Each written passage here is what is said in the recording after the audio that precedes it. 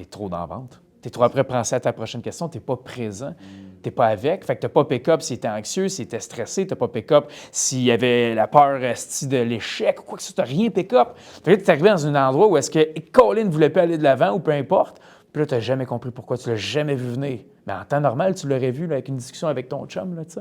Fait que bref, c'est comme, premièrement, in the first place, pourquoi toi, comme individu, t'as bloqué là? Qu'est-ce qui t'a bloqué là? Comment ça se fait quand tu t'en es rendu là, quand c'est juste une conversation d'adulte à adulte? T'as une solution, il y a un problème, là. C'est tout, là. On va juste voir si ça fonctionne, ça fait du sens de faire ça. Puis après ça, c'est comme, parfait, comment est-ce que tu as lu ce prospect-là? Il était où ton niveau d'empathie, d'intelligence émotionnelle par rapport à ce prospect-là? Est-ce que tu écoutais pour entendre des réponses, puis that's it, ou tu l'écoutais pour le comprendre? Comprendre l'individu, comment il pense. Parce que ça, tu l'entends souvent. Il faut que tu écoutes pour comprendre. Tu poses des questions pour comprendre, pas pour... Ouais, mais comment qu'un vendeur fonctionne généralement? Puis comme been there, done that, and I know it, tu sais, j'ai la plus grande humilité quand j'en parle parce que Chris, j'étais là.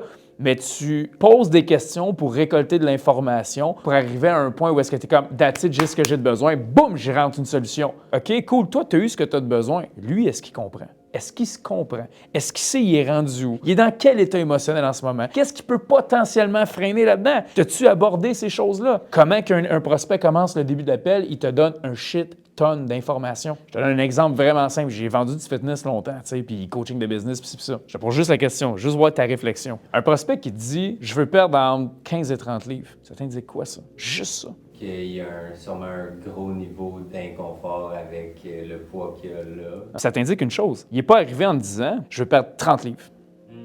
Totalement différent. Pourtant, le vendeur va pick up ça de la même manière tout le temps. Mais moi, ce que j'entends, 15 à 30 livres, il y a un safety net ici. À quelque part, ça me démontre qu'il veut se protéger là-dedans. J'ai des hypothèses en ce moment que je vais aller tester dans mon appel. Je vais aller voir qu'est-ce qui se passe à ce niveau-là. C'est des conversations qu'on va avoir. Parce que qu'est-ce que tu penses qui va arriver avec quelqu'un qui a peur de ne pas être capable, qui sent qu'il est incapable de faire quelque chose? Tu auras beau dresser la meilleure solution possible pour lui, il va arriver à la fin et il va te dire « Je vais y penser ». C'est de même ça se traduit. Fait que pourquoi je te dis ça, c'est que ce que ton prospect dit, c'est chargé, là. Les premières phrases t'indiquent tellement de choses. Fait que dans l'univers du coaching, c'est d'aller tout comprendre ces choses-là. Fait que c'est de lire réellement un prospect. Mais si tu as pris ça pour du cash, tu as vu qu'il y a un safety net, tu es passé par-dessus.